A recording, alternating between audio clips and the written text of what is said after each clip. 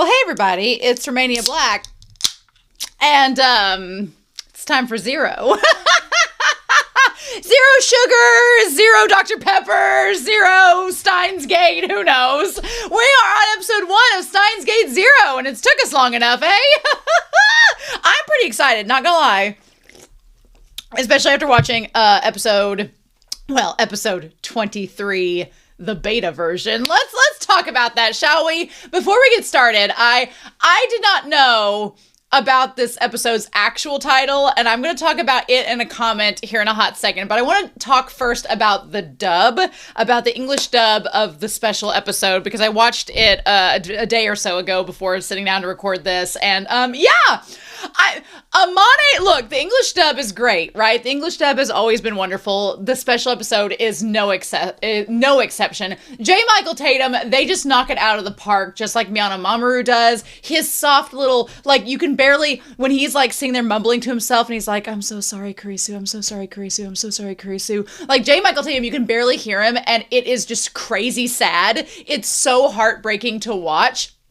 I do like having rewatched the special episode, and I don't know if I've talked about this in the discussion. I really like that there's this kind of dark side to the Chosen One narrative with Ocarine breaking down, and then Mayuri saying that it's not just one person that can change the future. And doesn't that turn out to be true? Because it was Ocarine and Kurisu in the movie, and everyone else involved had a hand through the D-mails in changing the future. So, and possibly, whoever gets involved in this Steins Gate Zero, Mayuri's claim that not just one person changes the future could be very accurate. So I liked seeing that again in the special episode. The whispering voices when Ocarine's on the couch and he's like broken down and everything, and there's these like voices that keep repeating. In the English dub, it's a lot easier for me to understand and hear. The whispering voices, they're Kurisu's VA in the English dub, and they're just repeating the same set of lines over and over again. And they're the lines involving the sewing kit and her sewing up his jacket. So again, the fates, the thread of fate, sewing it all up. It all connects in the English dub a lot better, which I appreciated going back and re-listening to it. Ocarine being the guy to even out the numbers at group dates and sounding so well adjusted is just as awkward and eerie in the English dub as it is in the Japanese sub. I am glad that it makes Mayuri happy, though. He does sound so warm in those moments, and you think, wow, Ocarine, he's gotten through everything. So even though he's lost Kurisu, he's still working through it, and he sounds like he's getting adjusted. And then just as you think, you're like, okay, this Ocarine's all right, his like inner monologue kicks in, and he starts to sound more desperate, and he's like, nothing's changed. And I'm like, okay, sure, Jan. Now, I will say, there is one unintentionally hilarious line in the English dub of the special episode, and it's like when Amane's like picking him up, and he's like, oh, I've killed Kurisu. The first thing out of her mouth is that she goes, walk it off! It's like, walk it off! I about spit out my drink. I laughed so hard, and I had to pause the episode so I could laugh for like a solid 30 seconds. I was like, walk it off! Just go listen to it. Go listen to the English dub. And when Amane's like getting him up and he's like, I can't do it, and she's like, just walk it off, Ocarine! It's like, it's so good! But yeah. So the dub of the special episode was really great. Speaking of special episode, so apparently the title of this episode is episode 23 beta is the special episode. Bestial Moon 32327 says the special episode known as 23B or 23 beta is an interesting little video. It was made to promote Steins Gate Zero, the visual novel, the sequel game that would release a week later, which makes a lot more sense with the tie-in and everything at the very end with Ocarine. I could see it. The actual anime for Zero would not be made for another 3 years in 2018. Be that as it may, it still remains an excellent stepping point for the anime as well. So yeah, so Steins Gate originally came out like around 2013 to 2014, and then this came out like 2017 to 2018, so there's a good chunk of time between Steins Gate and Steins Gate Zero, which would probably, the fact that this came out in 2018, which is 8 years ago, and we're not going to think about that being 8 years ago. We're not going to think about that. Not at all. The fact that that's the case is crazy. And also, makes me go, okay, well, that explains why maybe the fan base is a little bit closer to zero, because it was more recent than the OG Steins Gate. So we'll just have to see, but thank you. So yeah, I'm excited. I have no clue what to expect out of this series, but you all have me pretty excited for what's to come. So thank you all so much for joining me on this journey with Steins Gate, and then the movie and the OVA and the special episode. And now we're ready to start Steins Gate 0. So I'm excited. But anyway, we are going to get started doing the sub as always, even though I am happy to know that Crunchyroll does have the dub for this. So I'm like, yay, the Crunchyroll has the dub for 0. Huzzah. So we're going to get started with Steins Gate 0, episode 1. I've been told I cannot watch the OP or ED for now. So don't expect it. I'm just going to skip through it. So we'll just have to deal with the OP and ED later on as we get into the series. We're going to start that here in 3, 2, 1, and let's do it to it.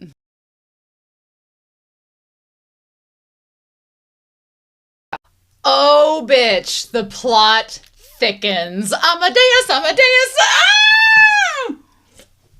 I'm gonna have Rock Me Amadeus stuck in my head for the next... Amadeus, Amadeus! I'm gonna have Rock Me Amadeus stuck in my head the rest of the evening, and that is okay. So... okay, well, welcome to 0. Welcome to Steins Gate 0, where everything is gonna go off the rails, right? Oh, buddy. There's lots to talk about.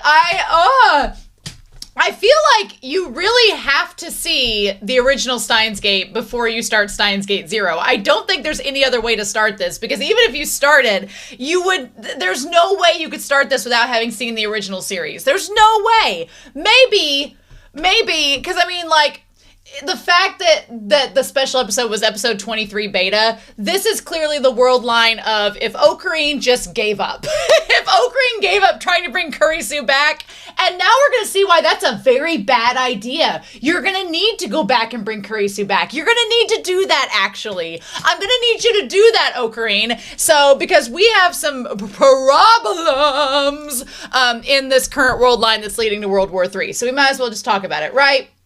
We might as well talk about it. So right now we're in the beta world line, which is the one that basically we were in the alpha world line. Steins Gate, let's just do Steins Gate's episodes 1 through 22 was in the alpha world line, which was the one where all the crazy stuff happened. Mayuri died and kept dying. Kurisu and Ocarine tried their best to reverse everything. And then in the end, Ocarine realized that in order to get from here to here, we had to have Kurisu die. Kurisu died in order to save Mayuri. That's how that worked, but because we're in the beta world line, we're not in the Steins Gate world line. In the Steins Gate world line, now, originally, Kurisu died, and we know that the dad took the research paper that had the stuff about time machines on it, and that led to a war on time machine creation. And that has led way down here to World War III. So that's where we're at. That was originally like the bad things that were going to happen. And so what ended up happening here was instead, when we go over here to Steins Gate World Line, Steins Gate World Line was caused because future Ocarine shared a video that could only be accessed once Ocarina had tried to go back there once before and failed. You had to fail once! And then the villain's Tridecagon. Don't think I forgot about that. He go back. You're either going to win or you're going to lose. And this is the lose world line, and this is the win. So he came back. Future Ocarine shared a video to his past self and encouraged him to think outside the box and to save Kurisu, which saved the world in the end, stopped World War III, and allowed, as the movie happened, allowed them to be together. And they lived happily ever after in the Steins Gate world line, and this is the happy ending. So this is the ending. So if you told me, because I know there's been a lot of debate and spectacle over whether I should watch, whether I should finish episode 24, because this is essentially episode 24. And then we'll include 25 in the movie in there as well.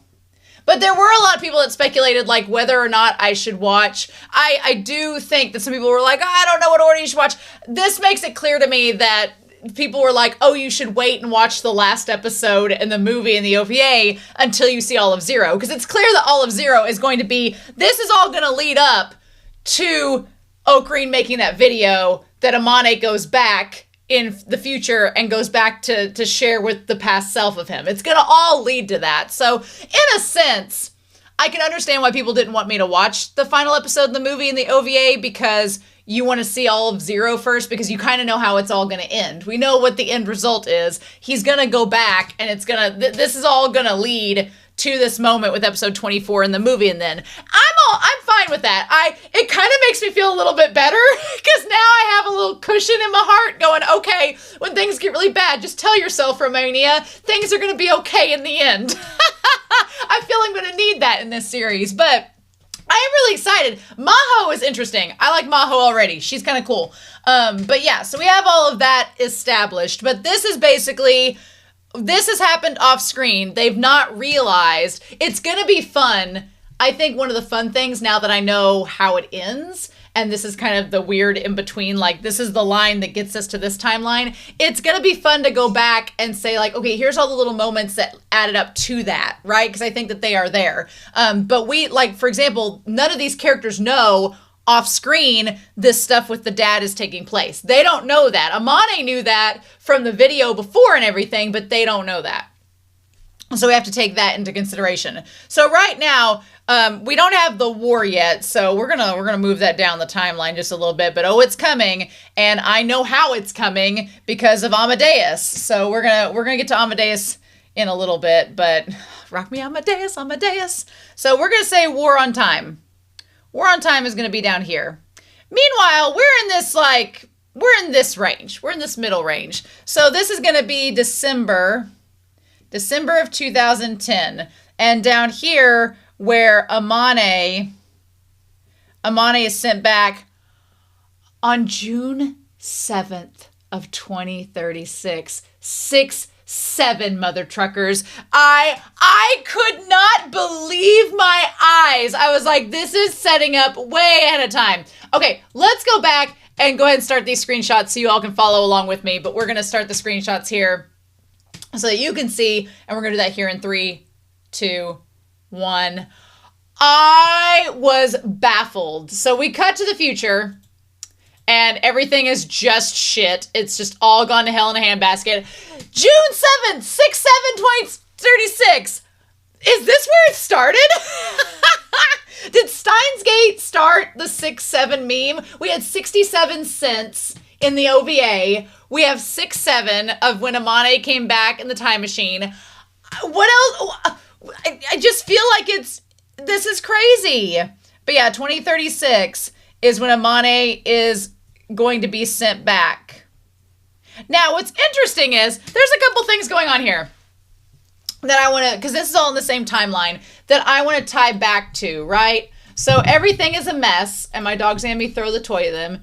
But we have, this is the rooftop, right? It's the rooftop. I do love that you can see like the layers of the apartment or of this building. There's like the layers there showing the layers of time, and it's going deeper and deeper.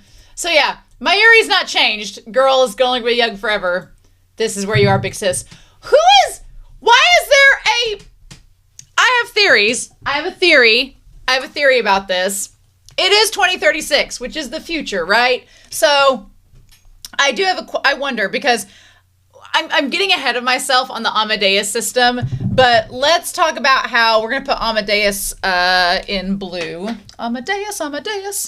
We're going to put Amadeus here in blue.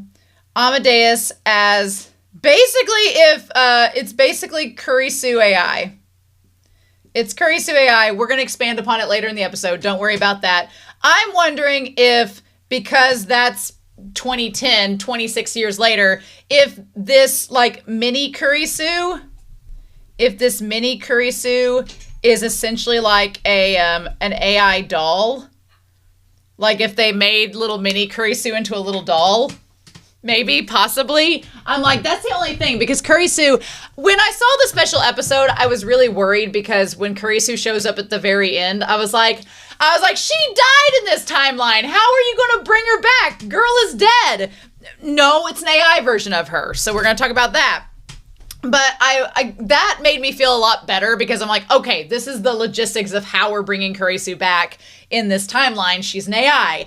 We're going to talk about that. There are a lot of problems with that. We're going to talk about it. But then I was like, she's like, oh, Suzu-chan.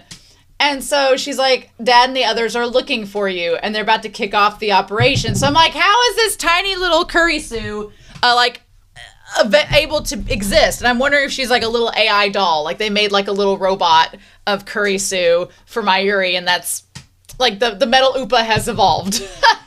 They're going to kick off the operation. And then we see her on the screen, Kurisu. Okay, and the Kurisu we see on the screen is Amadeus. So Amadeus is now on the screens in this timeline. We're going to talk about it. I have thoughts. I have many thoughts. But yeah. So, and then we see the helicopters, and they're like, what if back then, yep, had I reached out this hand, would this future be any different? I had not realized that the hand she reached out is the hand she slapped Ocarine with. Right in episode 23, when Mayuri slaps him, it's that hand that reaches out towards the sun. Ah, that's so good. I'm like, okay. But yeah, this little tiny mini Kurisu is there.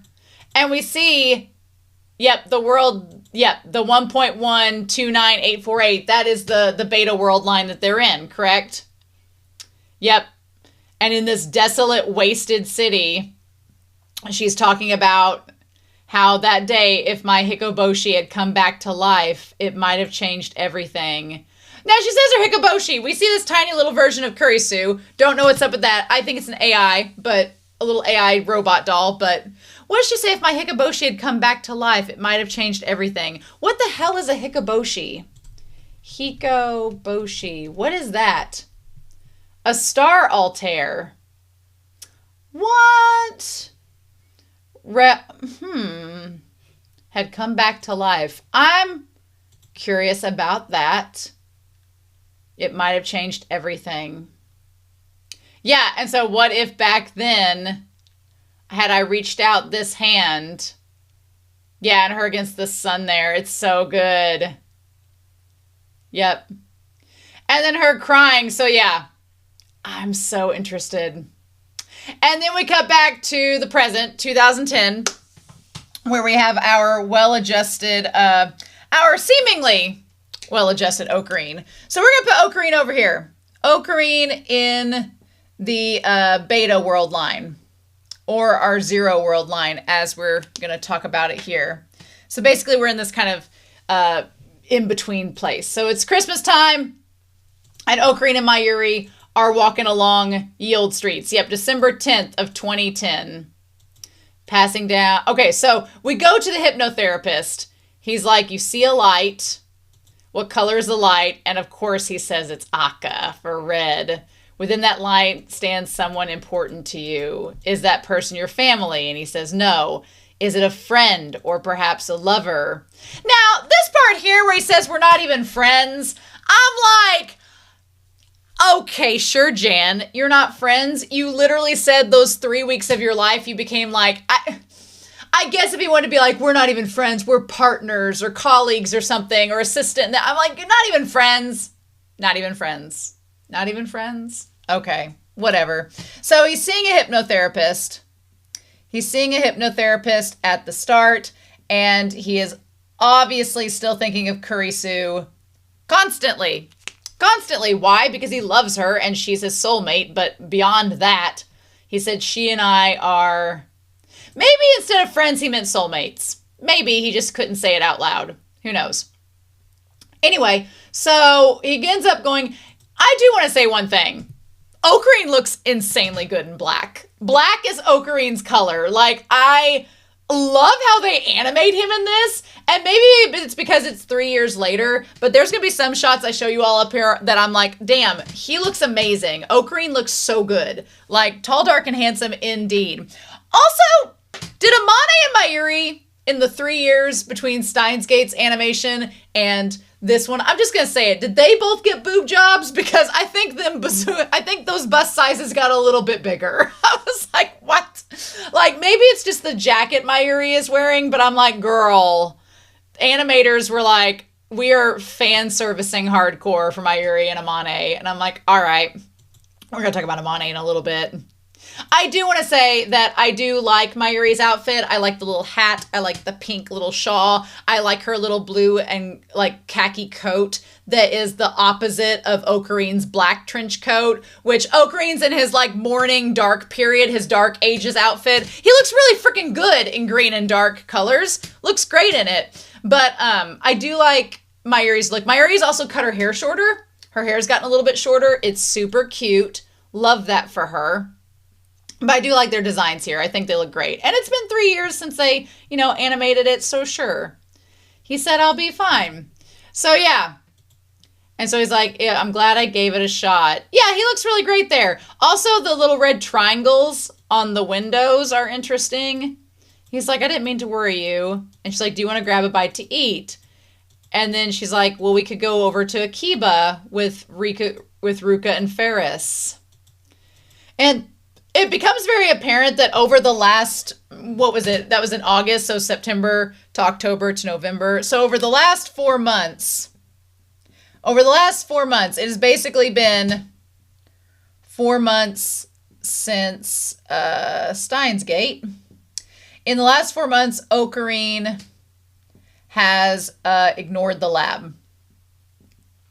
Ocarine's he's living by the out of sight, out of mind principle. If I just don't go there, if I just don't think about it, I won't be tortured by it. Now, he's also seeing a hypnotherapist because he's still sad. He's also taking a bunch of medications, which I was like, look, I have nothing wrong with being medicated. For some people, being medicated is a very good thing. And if your doctor tells you to be medicated, do that. Because if it makes you better, it makes you feel good, great. But I'm like, is he taking antidepressants? Is he taking medication?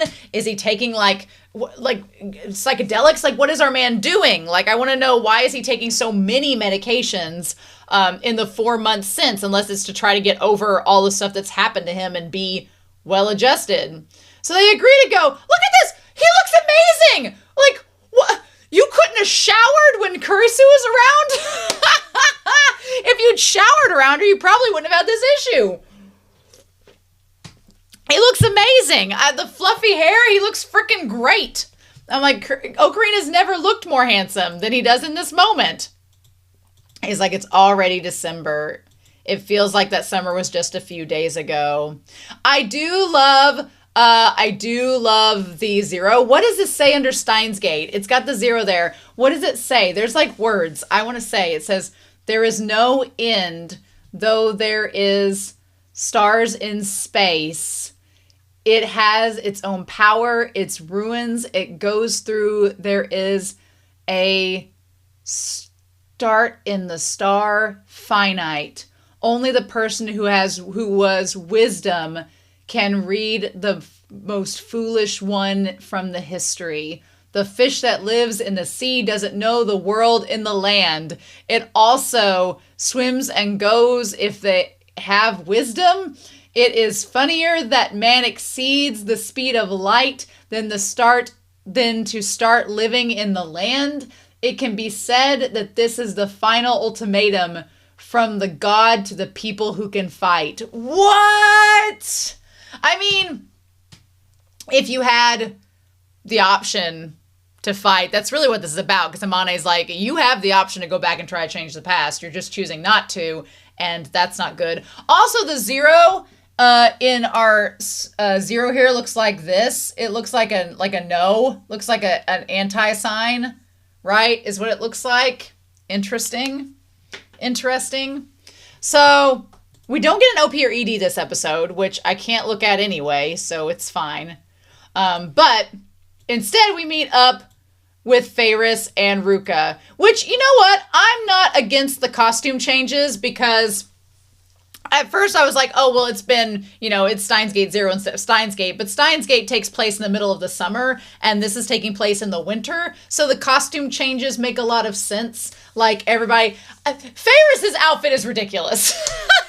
I just get, like, that, I love the coat with the big ears. Those are cute. The little glove cat paw mittens, those are cute too, but they are so impractical. Like, there is no way girl is having like a full-on meal anywhere in them damn gloves. Ruka, queen, legend, icon, amazing, brilliant, never been seen before, awesome.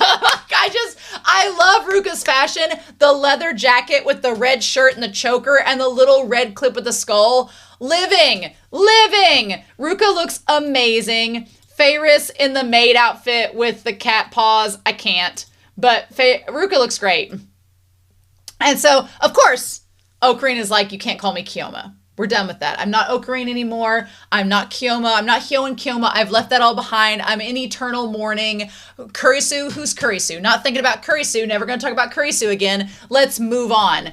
And there is something quite lonely to this because obviously, like, everyone that is tied to the lab that Ocarina has been friends with is going to make him remember Kurisu. Like, the act of him being a there is something really lonely about it because in the process, Ocarina is like, I'm just a college student now. Which I'm like, well, what is Daru? Weren't you guys going to the same university? Wasn't that a thing at the start of the series? He's like, I'm just a normal college student. Me, otaku, never heard of it. Like, what is this, Wodokoi? Like, he's like, I am not going to associate myself with being a mad scientist, with the occult, with being anything experimental. I'm just going to be a normal guy. And I'm just going to move on, not think about science or anything like that. And there's something really sad about that because he's Ocarina. Like, that's been part of him from the start. And now for him to, like, shun it all away is really sad because it's not only denying himself being who was originally, but it's like making him out to be somebody he's not, which is sad. And also, like, the friendships he's developed with Ferris, with Ruka, with Mayuri, with Daru. Like, he's ignoring all those friendships. Like, he's still hanging out with Mayuri, but it's not the same. And he's like letting those friendships go to the wayside because he doesn't want to be reminded of Kurisu. And it really makes me sad because he fought so hard to, like, save Mayuri. And I get that in his mind, he's like, it's the same mentality he had in the movie. In the movie, he's like, well, but I wanted to keep you guys safe. So if keeping you safe means leaving me out of the picture, then so be it. And I'm like, but the point of you saving her is so that you can be with her, right? So, but anyway, so they're like, you're never at the lab. And you can tell, like, Mayuri's sad. Like, it's one of those things, like, sure, you saved Mayuri, but if her existence doesn't involve you in it, then what's the point, you know? It's just really sad. It makes me sad to see it. And I love that Ferris is like, are you part of a secret organization? And he's like, no, I'm swamped with college seminars. I'm like, was he just going to blow off college in the Steins Gate world line? And clubs and stuff. And she's like, oh, you're researching UFOs. He's like, no, I'm helping my advisor with tennis club. They're like, look out, Wimbledon, here he comes. That was hilarious. So yeah, my associate professor advises the tennis club. Look out, Wimbledon, here he comes. Yeah, on the one hand, if you've watched Death Note, I really need a crossover where Ocarina meets Yagami and L. I need that crossover in my life. I need that fan fiction. I need that crossover. If y'all have it, I need it. Because that's all I could think of when he said he was helping the tennis club. I was like, I need this crossover with him and the Death Note world lines. I need these to cross over. I need this in my life. But yeah, it just feels so bland, right? It's like you couldn't even be part of like a cool UFO club or something. You're helping out with tennis. No offense to tennis players. Y'all are lovely. I'm sure it's a great sport. But I'm like, that just doesn't feel like him. It feels like just a boring existence. And he's like, well, I'm on group dates and stuff. Which they're like, group dates? Ocarina on a date? What is this heteronormity? What is this? Ocarina Ocarina's a trad wife now. No, I'm joking. But it is weird. It's weird to think of Ocarina, like, doing these things that, you know, his friend group would never associate with him. And it's basically all just him, like, being somebody he's not. Yeah, they're like, what's gotten into you? Like, this isn't who you are. Like, what's the deal? And even if Ocarina tells himself that this is what he has to do to save Mayuri, it's like, are you going to go your entire life, your entire existence being somebody you don't want to be just for the sake of hoping that the world line doesn't change and that things don't get crazy? Because as we're about to see in this episode, time is not going to give you a break. It's not going to be like, oh yeah, you're fine, you're good. No, time waits for no one. So yeah, they're like, what's gotten into you? So, okay, the whole thing with Yuki. She wanted to show me something and meet up. And Ocarina's like, Yuki? Oh yeah, her. Now here's the thing. Here's the thing that's interesting. In the Steins Gate world line, that was one thing I was curious about, okay? In this, he goes, oh. Because what does he think there? He's like, okay, let's go. He decides that he'll go. It's fine, we can go there. So, here's the thing.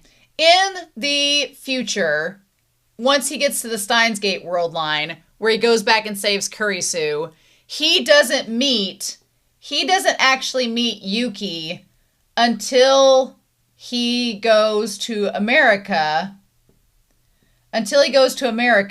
That's when he meets Yuki originally and finds out that that is Amane's mom.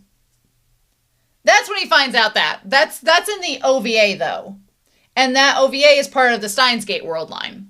So in this world line, he has not met Yuki yet, and he does not know Amane's mom's identity. I'm correct on that. He doesn't actually find out Amane's mom until the OVA, which is in the Steins Gate world line. So we're going to come back to that. And in the Steins Gate world line, if we establish this over here, in the Steins Gate world line, that's where we have Moika. She ends up working for the CRT, Mr. Braun. She ends up working for him over there. In this world line, we don't really get to know what happens to her and where she goes. We don't see that. Because in the original world line, he undid the D-mails, which caused her to just not work for Mr. Braun, but also, well, she did work for Mr. Braun, but it caused her to not end up killing Mayuri because they undid the D-mails. So we don't really know what happened to Moika at that point. Now, I like Amane's outfit that she has here. I like Daru with the suspenders. He says, Tweepo and @channel are already filling with flaming. He's like, I'm late to the show. How could I miss this? And she's like, hey.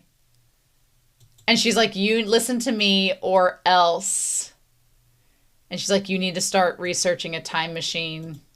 This part here, okay, I want to talk about this. She's like, I'm already pretty angry with you for crying out loud. What's that DEO supposed to be?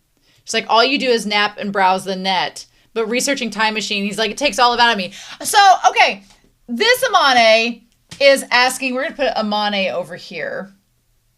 This Amane is wanting Daru to research time machines, which he would have no reason to because Kurisu doesn't exist, supposedly, at the moment in the timeline. So Daru wasn't researching time machines. That's why Ocarina left in the first place. Ocarina's like, we're not researching time machines. We're not doing anything with time machines. I'm leaving. I'm going to be a normal college student. Well, he didn't take into account that Amane was going to take his place and be like, fine, you don't want to research time machine? I'm going to get Daru to do it instead and get that started. But he's not doing it at the moment. Instead, Daru's just being a typical college student on a dating sim and in the chat rooms and everything. I like Daru's suspenders. They're super cute. Good for him.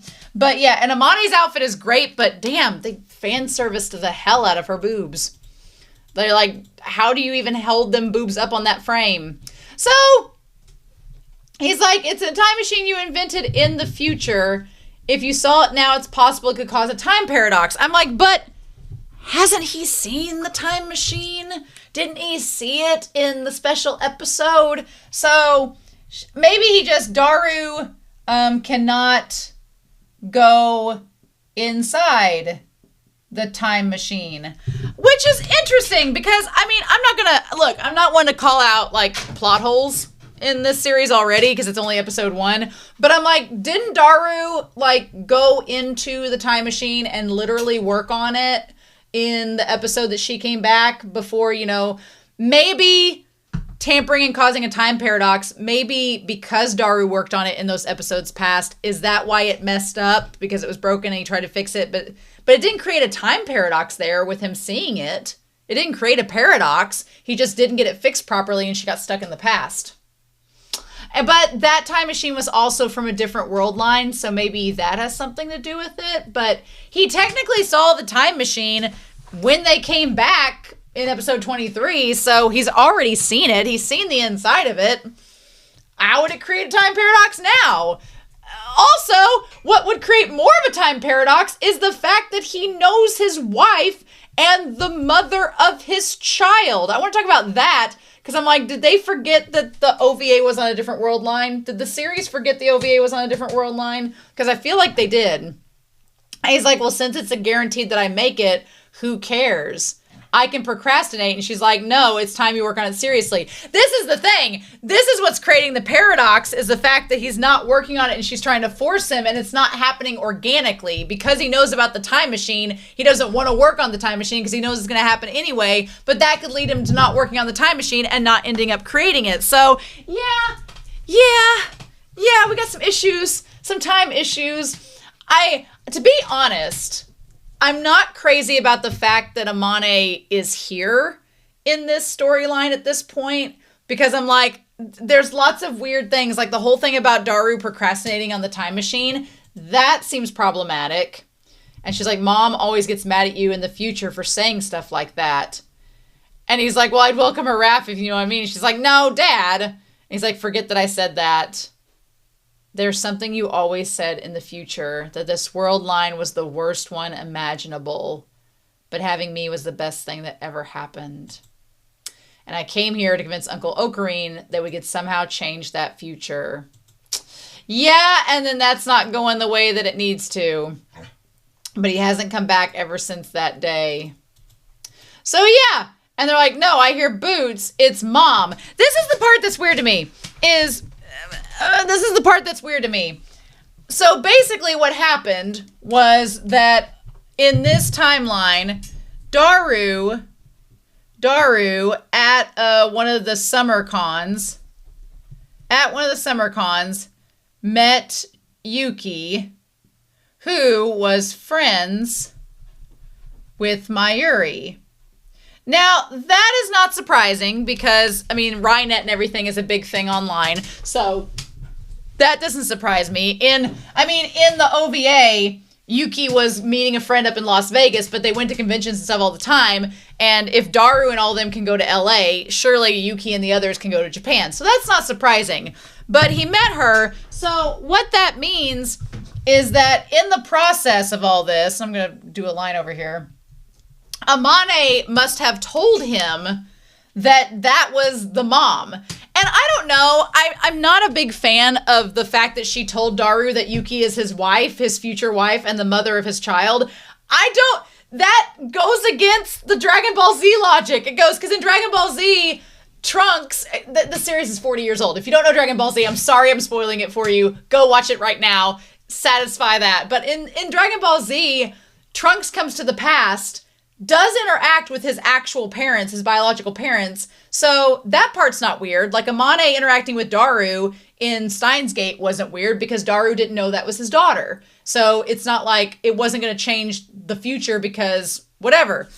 And then he also talked with his mom, which wasn't a thing because the mom didn't know that was her son. And even though they found out later, when they found out later that Trunks was their kid, Trunks was already born. So the act had already happened. Trunks being found out as their son didn't stop Trunks from being born. So it all ended up happening anyway. And the timeline was fine. Here, Amane is kind of, it's like a pot calling the kettle black moment. She's getting on to her dad for not making the time machine. He's like, well, I'm going to make it, so who cares? And she's like, but Dad, but here, she's told Daru about who her mom is, and he knows that she's his daughter, so she's kind of like, well, I'm still here, so I guess I'll get born. I'm like, that's tampering with time. I thought you weren't supposed to do that. I thought that she wasn't supposed to know that that was the mom and all that. Like, what if Yuki finds out? Like, now you have to make sure that you conceive on a certain date so that Amane's born, and it just, I don't like it. I don't like the timeline and the fact that Yuki's parents know, that Yuki's dad knows, or that Amane's dad knows that this is his future, because he's like, oh, it's Mom, and he's like, oh, huh? Oh. And so immediately he tries to get off of the computer and asks her to hide. And they've said that Suzuha is posing, she's posing as Daru's sister.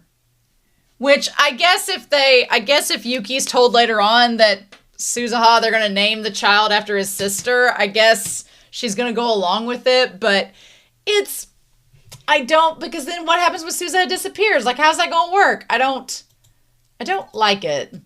I do like the redesign of Yuki. I like that. Yuki does not look like this in the OVA at all. Totally different hair color, totally different hairstyle, is completely different. I don't think that's a wig. So they redid Yuki's design.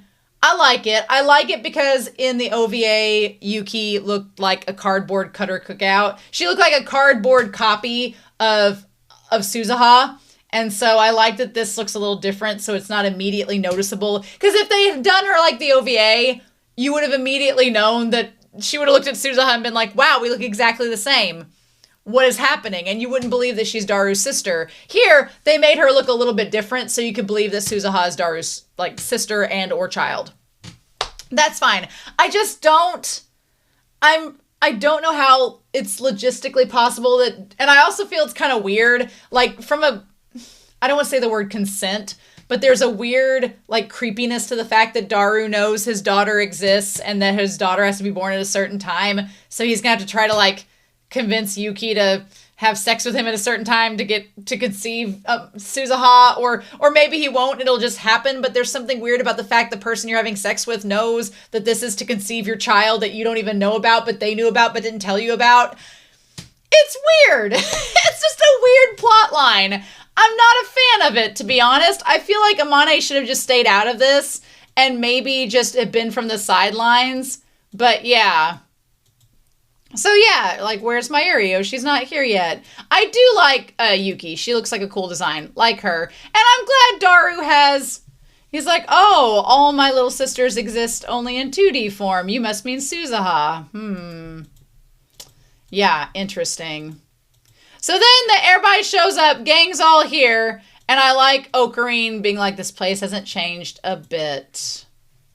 And he asks if he can come in. And so meanwhile, while they're doing this, want to talk about what's on the TV. He's like, can I come in? And so then it says the new strain. Okay, it says new strain of encephalitis. No cases have been reported yet, and it says hallucination and memory problems. Memory problems? Hallucinations? That doesn't sound good. So yeah, so there's this thing called encephalitis. Is this an actual thing, or is it encephalitis?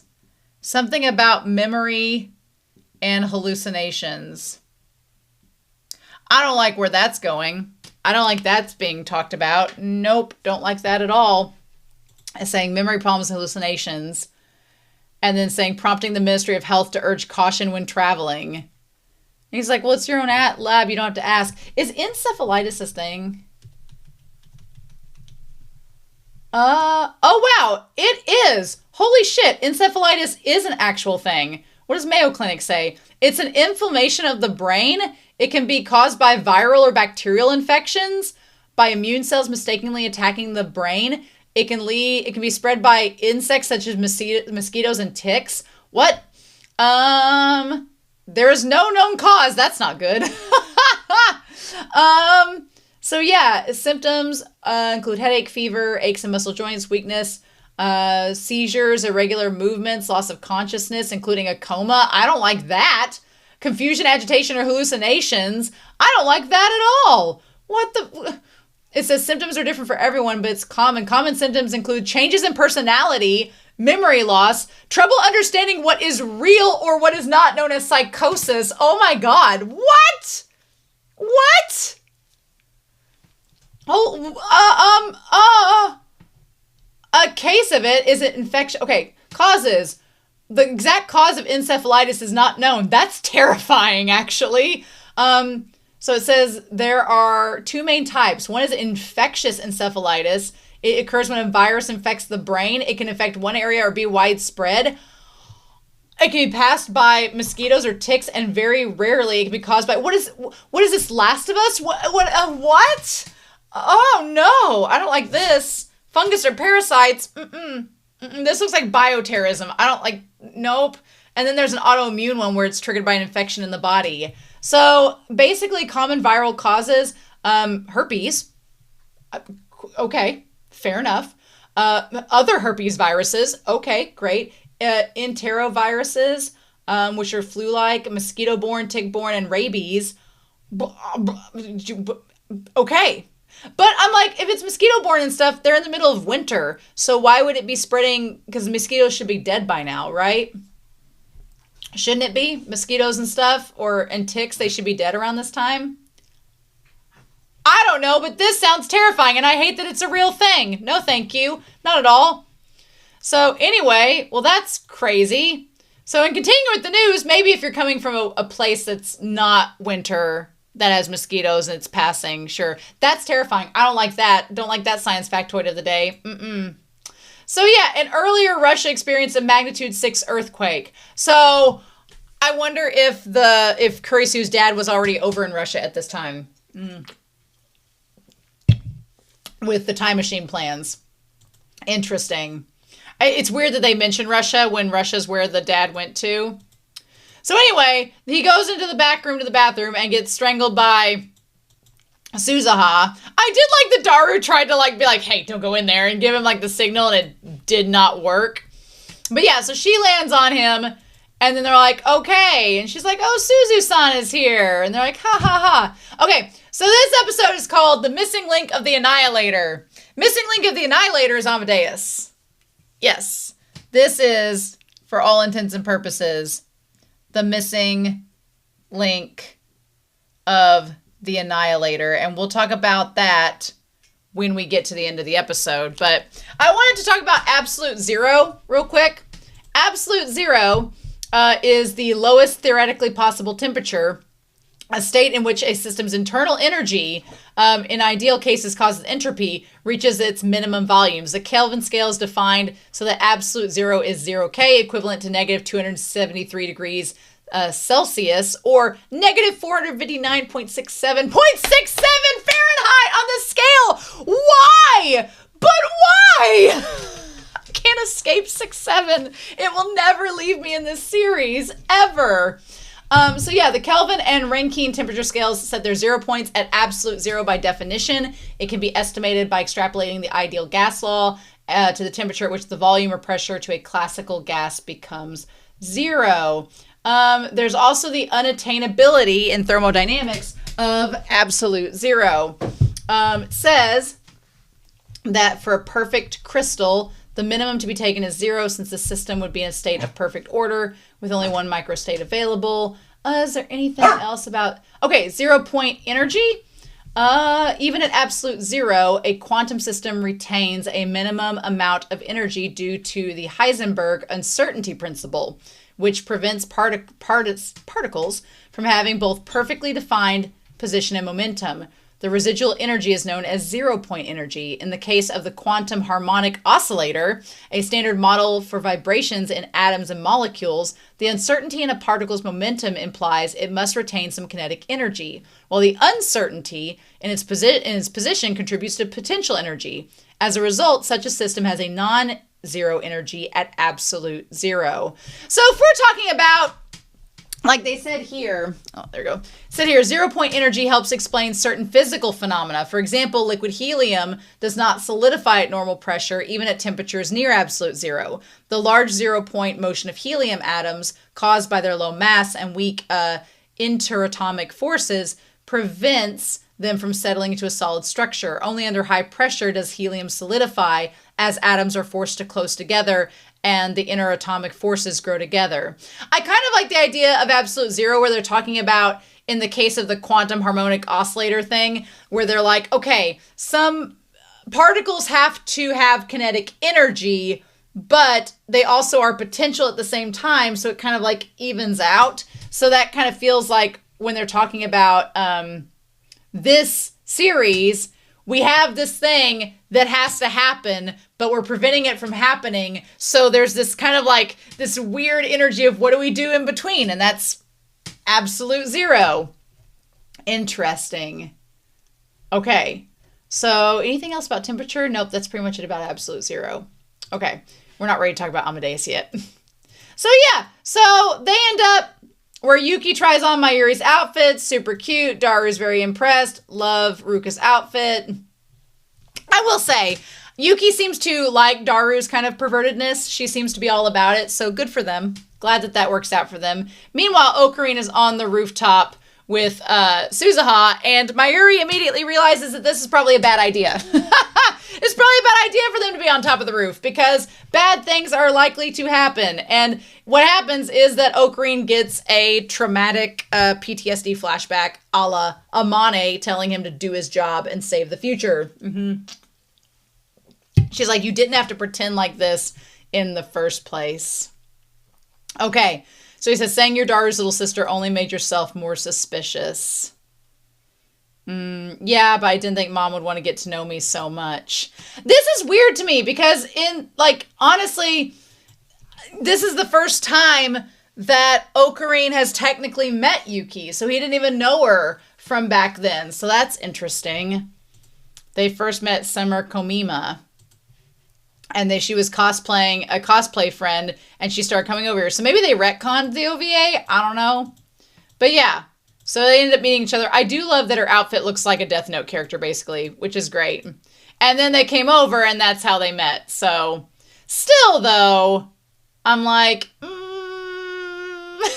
it's weird. And yeah. She's like, Dad said he'll explain everything to her sooner or later. That's defying everything with time travel. You should not do that. That could prevent her from existing. And she's like, I'm still here, so it's probably fine.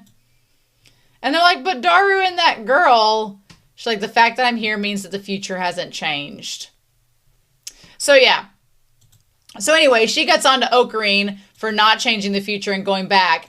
I do love the plane moment that we have where she looks up and sees the plane and has a freak out moment. I really loved that scene because that ties back to the first world line back in episode, like the first time we met Amane when in the Alpha World line, when Ocarina and them were standing like under the awning outside and a plane flew over and she freaked out. And she's like, man, back in my world line where there's World War III, she's like, back in my world line where there's this dystopia, and it wasn't necessarily World War III, but it was a dystopian future, kind of like the World War III one. She's like, in that timeline, seeing a plane would be something horrific. This world line is very similar to that. And I like the callback that they did showing that. And she's like, such peace. By the time I'd grown up, you'd only see scenes like this in photos and videos. And I mean, here's the thing. When she says, yeah, Dad and the others were building a time machine. And he's like, did you and your mom and Dad escape? And she's like, no, they did not escape. My mom was mowed down by machine guns, actually, and I was bathed in her blood. I was like, yeah. This is the thing. Whenever, Amane, if you were trying to convince Ocarina to go back and change the past, this would have been the sort of thing that you probably should have brought up that first time when you got out of the time machine, instead of telling him to walk it off. You probably should have been like, hey, you don't know this, but my mom's going to get mowed down by a machine gun in front of me. Daru's going to lose his wife, and I'm going to be bathed in her blood. Let's go back and try again. These are things you probably could have said back then that would have made a difference. But of course, she didn't say it till now, and now that he's seen Yuki and seeing who she is and seeing how happy Daru is with her, then it elicits more of an emotional response out of him. But yeah, what did you think? She's like, I was practically bathed in her blood. She's like, all that lies ahead in this world line is hell. The conflict over time machines makes country fight country, and many people die. It's a world of nothing but horror and despair. Like, yeah, she's just like, look, I know you don't want to go back. I know you don't want to be the main character. I know you don't want to be God, but just telling you, if you don't, then this is what's going to happen. This is what we got to look forward to if you don't, try to go back and save Kurisu. And of course, Okarin's like, I can't do that. He's like, I can't. He reinstates why he can't do that. He's like, I even saw your doom. I saw you die. I'm not going back and doing that anymore. I've already told you, no matter what happens.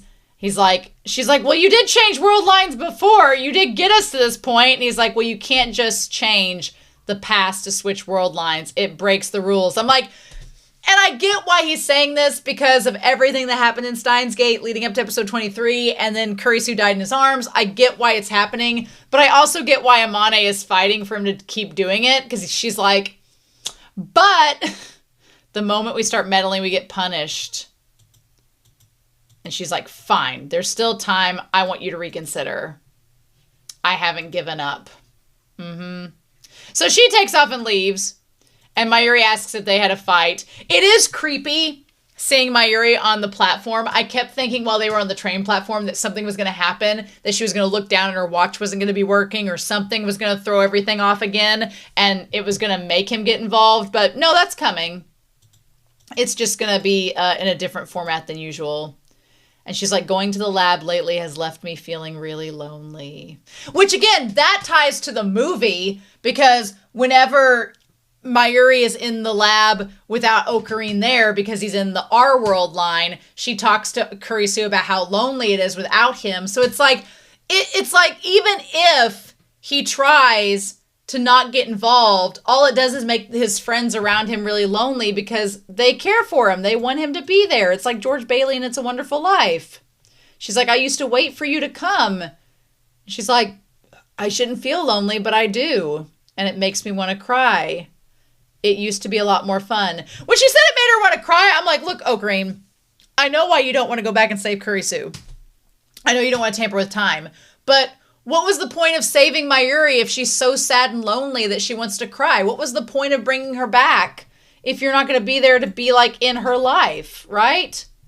And he says it's an illusion. He's like, the only people that ever came to the lab were me, you, and Daru. And I'm like, but that's not true, because did you not just see Ferris and Ruka there at the lab as well?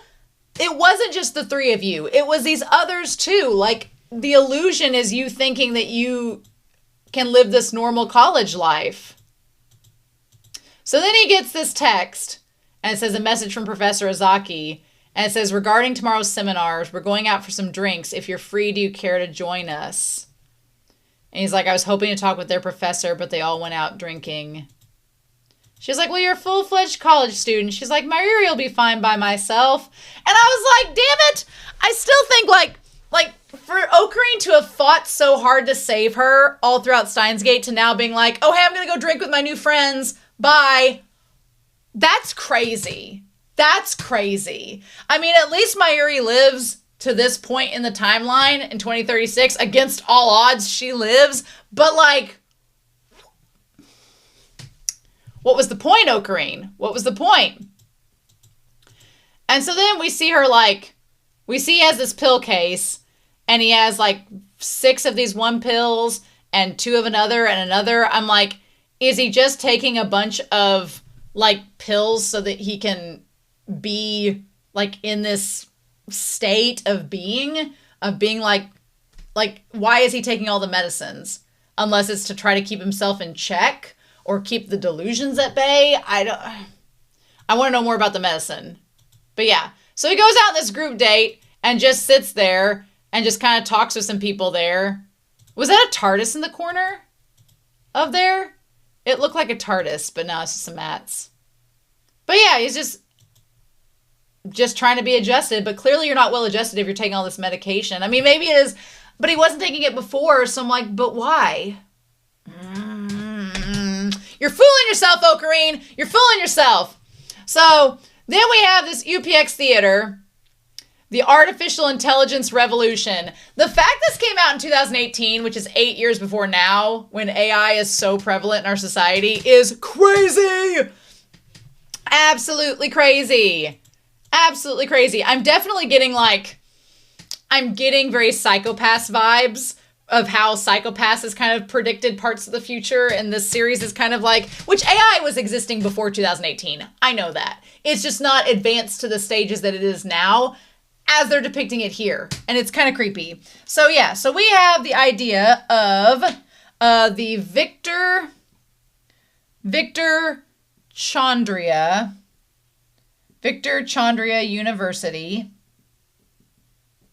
Says Victor Chandria University, and it says that professor, and so we have Alexis Leskinen.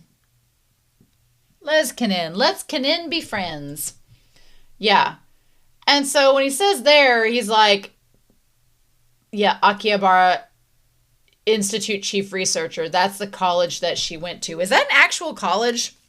Y'all know I gotta look this up. I've never heard of such places. So what do we have here? Victor Chandria University. Oh, well, apparently. Is it real? Is it real?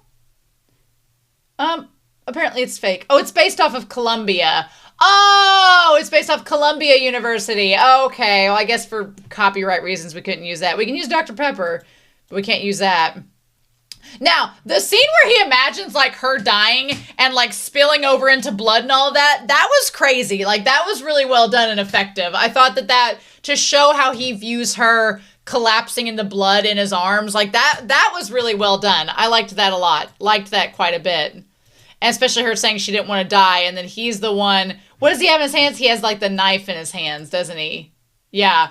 That scene there, like, that shot there of him... Well, first of all, the shot of all of the dead Kurisus, it was reminding me of all of the Mayuris in the OP for season 1, right? And then it was also giving me Neon Genesis vibes, as it would. And then her, like, all the dead bodies and him holding the knife. Like, that face is scary. Like, that legit looks terrifying. I'm like, I will say this.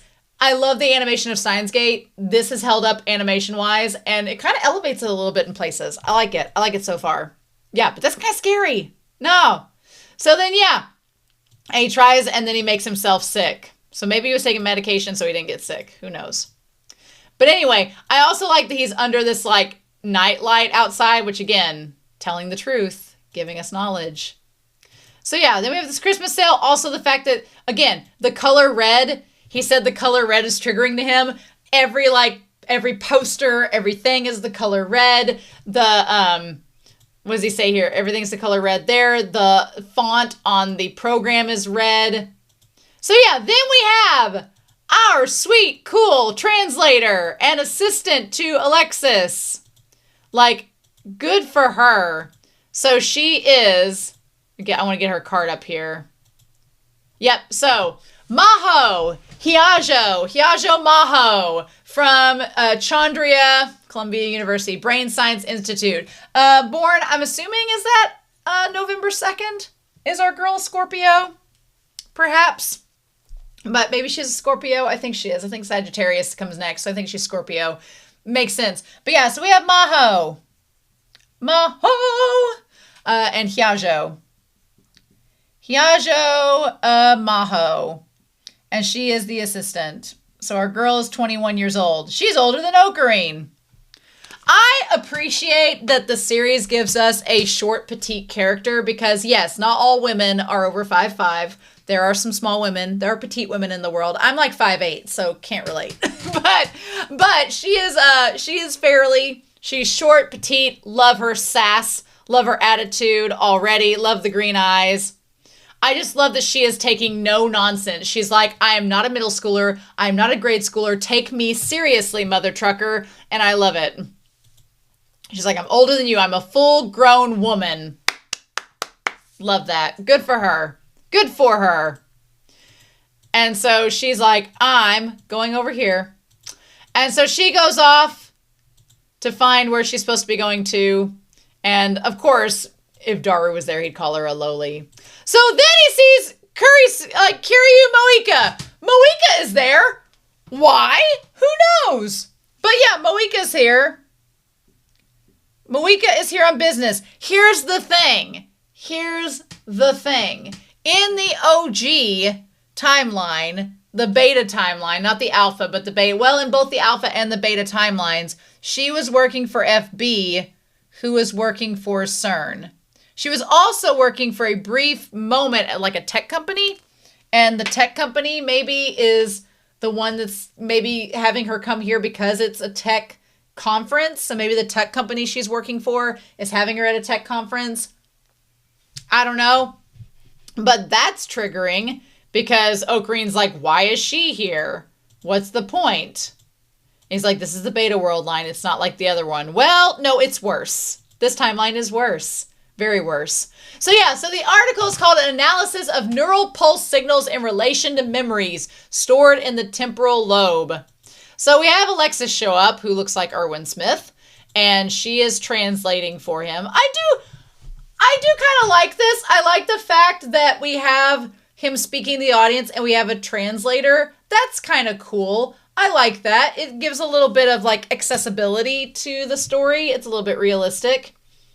And so what they talk about here, I'm his interpreter and assistant. I like that we kind of have a rival scientist with a rival assistant. I'm all in on this. So they start talking about the fact there's a paper that we want to introduce. The memory stored in the temporal lobe, published by a female researcher at our lab. If you are wanting to escape your past, Ocarine, this is not the place to do it. Mm-mm. And here's the thing, you can't kiss an AI. So the whole thing about kissing her in the movie, storing that memory in the temporal lobe, which, knowing that the old Ocarine goes back and tells him this is interesting. But yeah, so they talk about where memories are stored in the temporal lobe, which we've had the whole first kiss thing leading us back to that. It sends those electrical signals between neurons, and it's the pattern in which these signals create and reinforce memories. So he's like, I regret to say the woman who proposed this theory passed away at the age of 17. So, but using her theory as a foundation, we were able to construct a special system. Yeah, the system that preserves human memory as data, which is kind of like, it's sort of like the time leap machine, because the time leap machine was, because the way the time leap machine worked, if I'm paraphrasing and breaking it down very simply, but the time leap machine was able to take data from a person and transport it back to said person in the past. So it was like time travel, but for that information to that person. This is kind of like an alteration of that. So instead, what they've done is they basically preserved, I'm going to find a way to write this out because I need more space. Whiteboard Coon is running out of room. So essentially, what they've done, map out here, is that Kurisu, they took some of her preserved memory as data. Hell, this is probably why she went back to the States in the OVA, was to go delete all that preserved data. Be like, we don't need that information anymore. And they didn't get to it here. They're like, and Ogrene's like, what the fudge?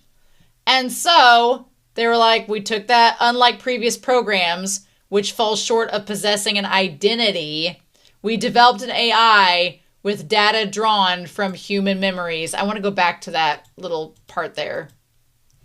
From data drawn. Okay, so last login, the Hoff Capel. Okay, Alexis. So an AI with human, loading the kernel. Oh my God. Detecting the boot. So they created an AI with Kurisu's memories at its core. It has feelings and memories just like a human. Detecting OS control, booting, processor zeros active, 1, 2, 3 active, go. An AI with a heart. The genius of Makase Kurisu and her theory enabled us to build this system. So it's an AI that is human. Guess what that is, y'all? Makase is now a Terminator. Oh no! Oh no! Yep, not good, friends. I like that both their eyes are green. It's like green with envy. Without further ado, we would like to demonstrate said AI. And yep, so Amadeus. Rock me, Amadeus. Oh, and Curry's, Ocarina is like, what the fudge? So, if you don't know what Amadeus is, I mean, Mozart Amadeus, there is actually, I did some research, there is a tech organization, there is actually an Amadeus information technology, like CMS software that helps like airplanes and helps to be like a, not GPS, but it essentially is a, how do they describe them?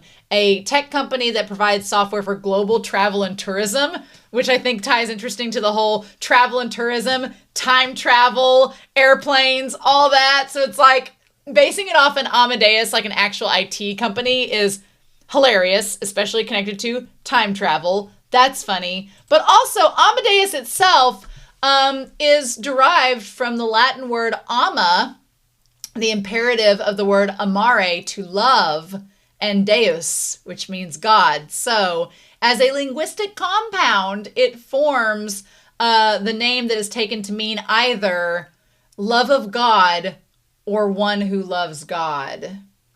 And who's been likened to a god in this series? Ocarine. And who loves Ocarine? Kurisu! I was like, ah! Oh no! So Amadeus is basically Kurisu's AI form that, well, since you couldn't save her, don't worry, she's back as a freaking AI. And you may be asking, well, why does that matter? She's back as an AI. What difference does it make?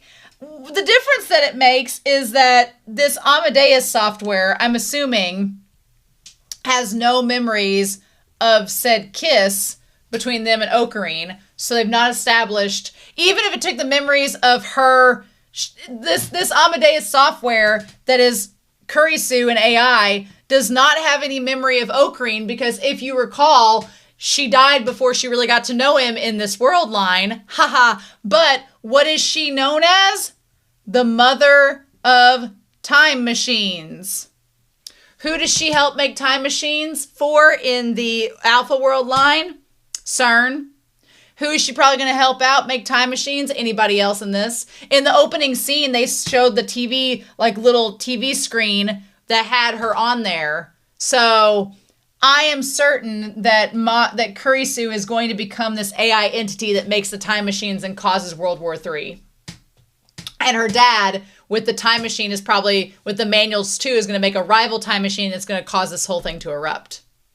And so it's like, you can either go back and save the actual Kurisu and prevent all this from happening, or AI Kurisu is going to continue to exist and is going to create the time machine anyway, and you can't reason with her. She's AI, even though they said AI with a heart. I'm like, well, you going to kiss a computer screen? So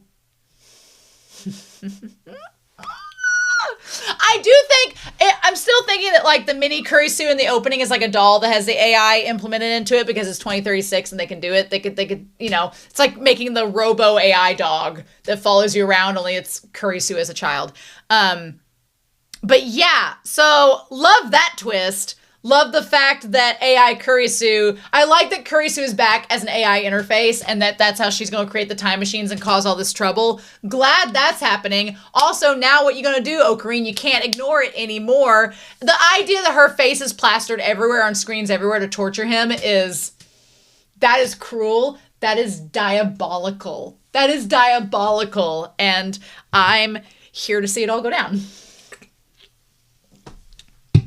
So yeah, dear God, I've talked for over an hour about this episode. Almost an hour and a half. So I'm all in. I'm all in for Zero. I truly am. The only part that I was kind of like about is the fact that Daru knows that Amane is his daughter, and the fact that he knows who his future wife and mother of his child are. That is a little bit problematic narrative-wise, but whatever. If we are to think what we are to think, then things are just going to go to hell in a handbasket in this series, and it's going to lead us back to this Steins Gate world line where things will be corrected. So all roads will lead back to Steins Gate. So it'll be all right, but holy cow. I'm curious, are we going to get to see this happen? Are we going to get to see Ocarine age into a fine wine man in his 30s? Are we going to get to see that? As a woman in my 30s, I'm really hoping that we do. Are we going to get to see that? Possibly. I'm all game for that. Give me hot 30s Ocarine, please and thank you.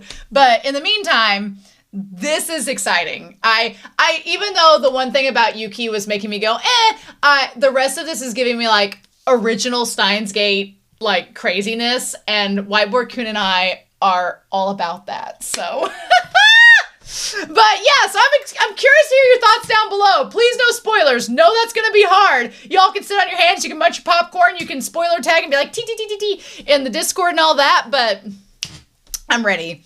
So anyway, I hope you all have a wonderful week. Please make sure to leave a comment down below, like and subscribe to the channel, and on Saturdays we're going to be watching Steins Gate Zero. It's going to be a fun time. But I'll be back very soon with, like I said, more Steins Gate Zero. And I'll see you then. Peace!